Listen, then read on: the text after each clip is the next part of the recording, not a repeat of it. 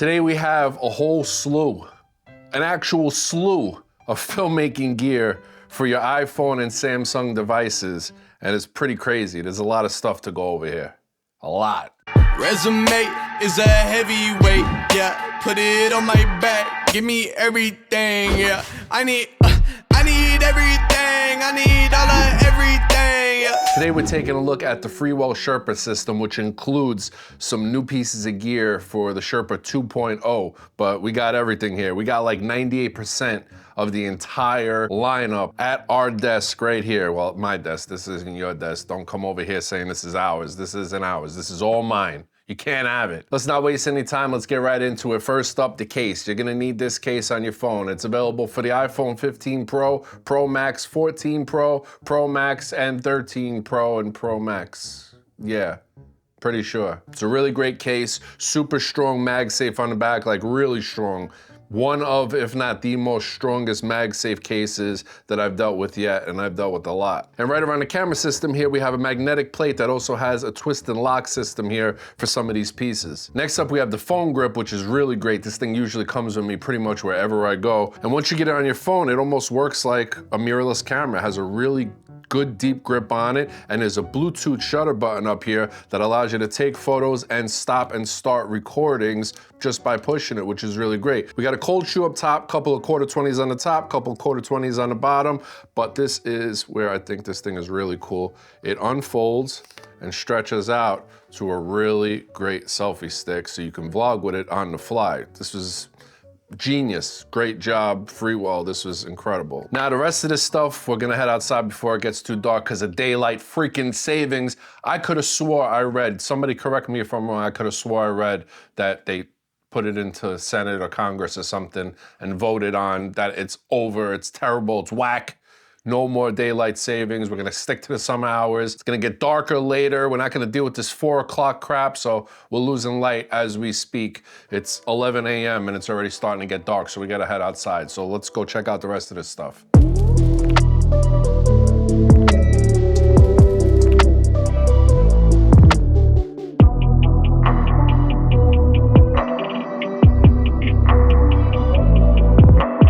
All right, let's check out the 18mm wide angle lens. Now, right now we're looking at the 1X camera on the back of the iPhone 15 Pro Max, and this is the camera that you're gonna apply the 18mm wide angle lens to, but just to get some kind of difference, I'm not gonna be able to do it in real time because I gotta throw this lens on the phone, but I'll try to hold it at a similar length. So right here is the 1X camera, no lens, and now let's attach the wide angle. All right, now we have the 18mm on. What do you guys think? Is it a noticeable difference? I mean, 18 compared to 24 should be a pretty good noticeable difference. Has the image stabilization. Now, normally without an external lens on like this, image stabilization on the iPhone is pretty great.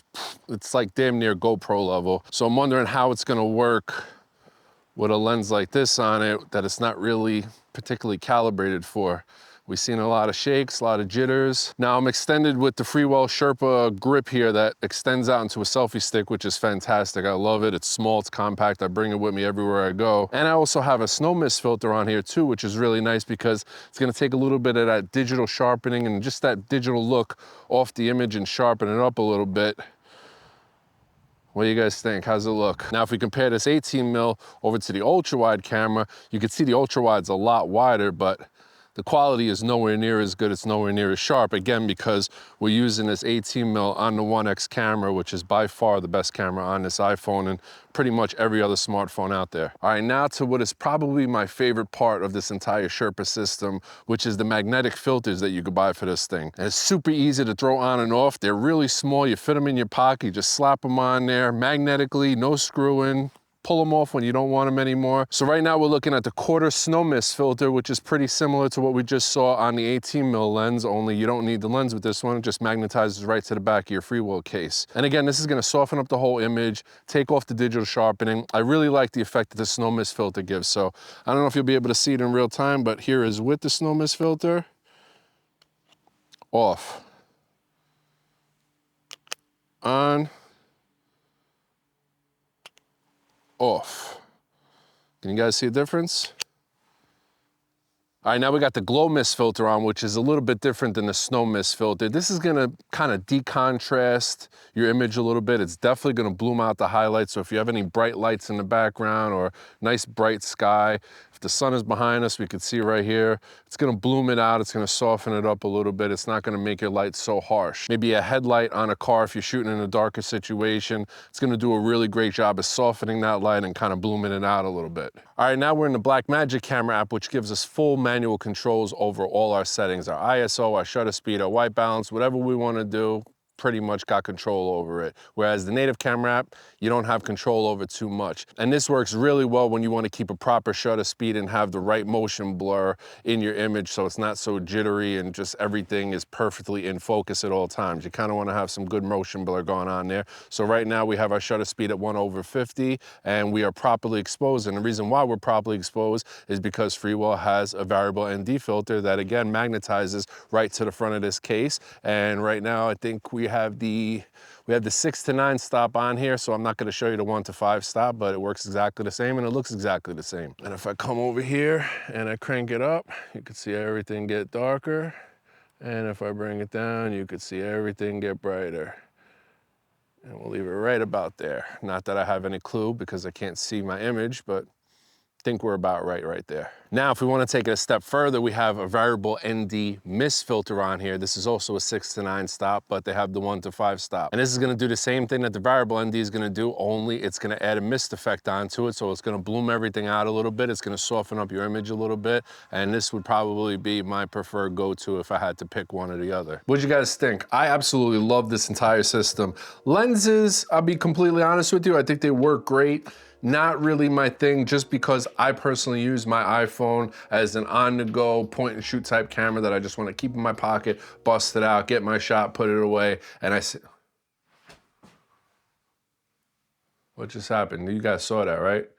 I'm not going crazy, am I? My iPhone is basically my point and shoot camera. It's my everywhere I go type camera, and then when I really need the good stuff, I bust out my Sony full frame. So the lenses are cool, and I could see myself using them occasionally, but it's not an all the time thing. What is an all the time thing are these magnetic filters here, and they're fantastic because they're super small. And you just clap them right on the front of your iPhone magnetically, get your shot, adjust your exposure if you're working with a VND, or just soften up the image if you want to work with something like a snow mist or a glow mist filter. I think they work really well, and these come with me everywhere I go. I have this, I'm not getting bougie with you guys, but I have this nice little Gucci man pack here that fits pretty much this entire system, the case, the grip, and everything besides the lenses right inside here, and this bag comes with me everywhere, and whenever I need to get a shot, I know I have all the tools I pretty much need to get the right shot. Now, what's cool with these screw-on lenses is I'm not really a huge fan of the ultra wide camera. I mean, it's nice and I'm glad it's there,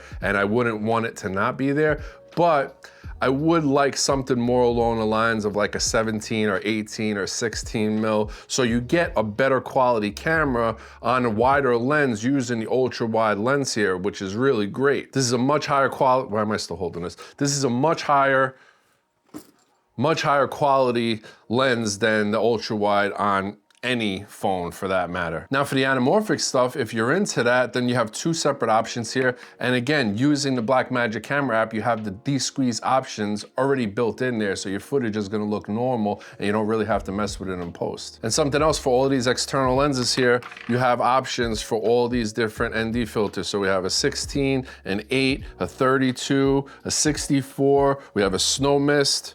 Do we have an 8? Yes, we do have an 8. Which again, for the Blackmagic app is really great because you have all your manual controls. You can get your exposure exactly the way you want it. You can have the proper shutter speed, and you have the ND filters to go along to help you out. Overall, I think Freewell built a really great system here for smartphones. I mean, what we can do with smartphones nowadays, really the only thing we're missing is that depth of field, if you think about it. In my last video, if you want to check it out right here, I did a blind comparison with two shots between my Sony full frame camera and my iPhone 15 Pro Max, and once I turned the aperture to like f8 or f11ish, something like that, I forgot what I had it at, there was no super blurry background on my Sony camera, and the shots look almost identical. Man, if Apple could figure out a way to perfect cinematic mode and add Apple Log to cinematic mode,